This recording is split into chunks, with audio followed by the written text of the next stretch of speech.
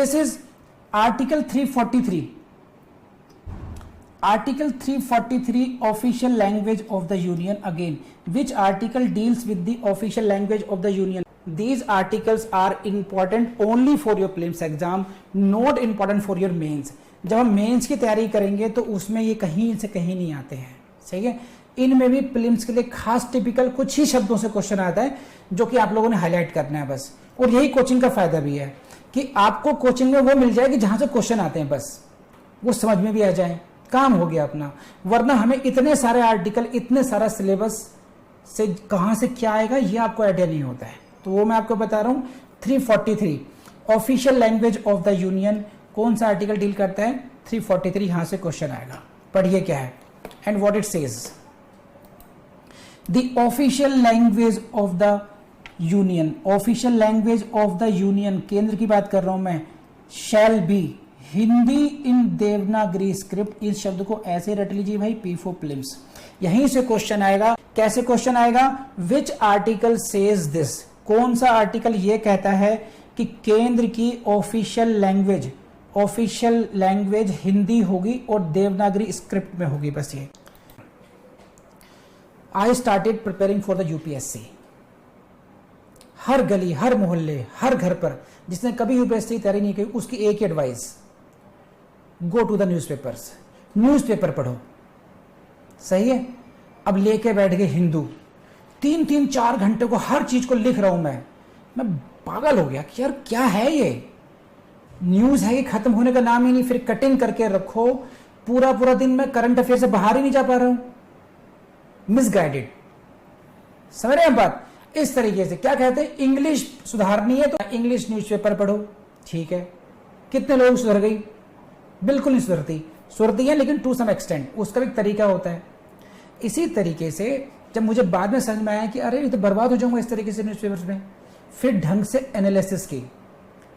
UPSC के previous years के 10 साल के क्वेश्चन को हाथ से लिखा, करंट अफेयर से क्वेश्चन को अलग से लिखा, फिर उनकी सब कैटेगरीज बनाई.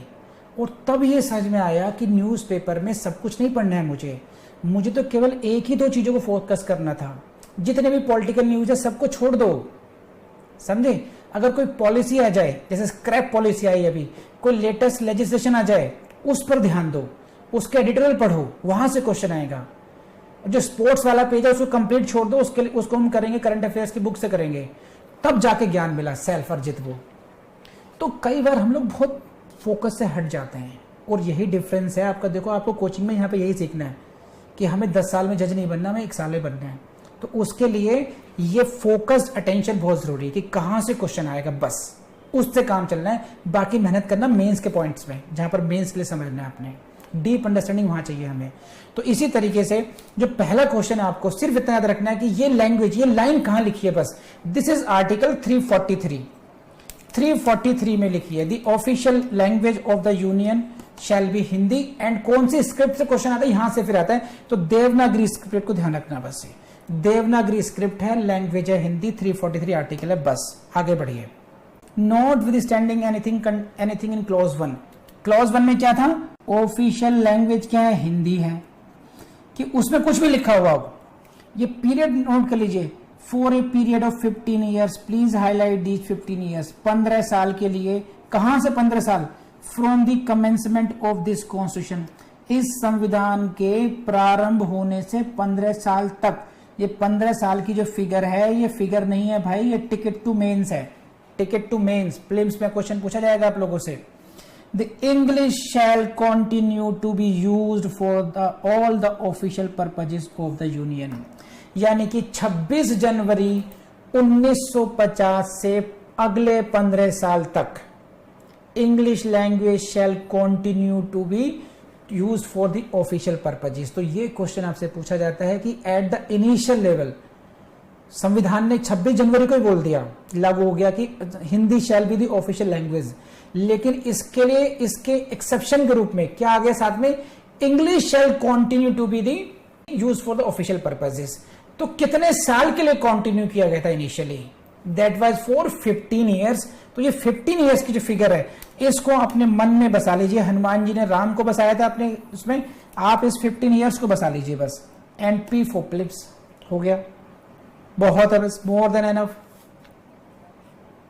इससे ज़्यादा कुछ नहीं इसमें। तो लेक्चर आपको समझ में आ गया होगा। इससे BNSS के नोट्स हम लोगों ने, वन लाइनर नोट्स भी हैं और MCQ भी हैं और मॉक टेस्ट भी हैं।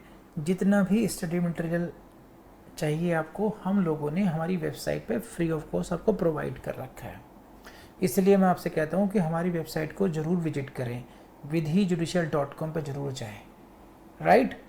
और हमारा जो ऐप है उसको भी देख लेंगे, विधि जुडिशियल एकेडमी के ऐप को, तो आपको बहुत फ़ायदा होगा। देखिए यूट्यूब की लिमिटेशंस हैं।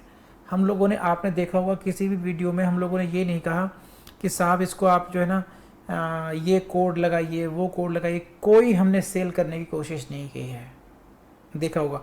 क्योंकि हमने कमिटमेंट किया है कि आपको फ्री में पढ़ाएंगे, तो हम आपको फ्री में करा रहे हैं, पढ़ा रहे हैं। आप भी मेहनत कीजिए, लेकिन YouTube की जो अपनी कंस्ट्रेंट्स है, यहाँ पर टेस्ट नहीं हो सकते हैं, यहाँ पर आपको नोट्स नहीं दिए सकते हैं, उसके लिए आपको फिर हमारी वेबसाइट पर आना पड़ेगा और हमारे ऐप को एक्सप्लोर करना पड़ेगा, टू दैट एक्सटेंड ओनली। ठीक है जी, कर लेंगे आप। Thank you very much.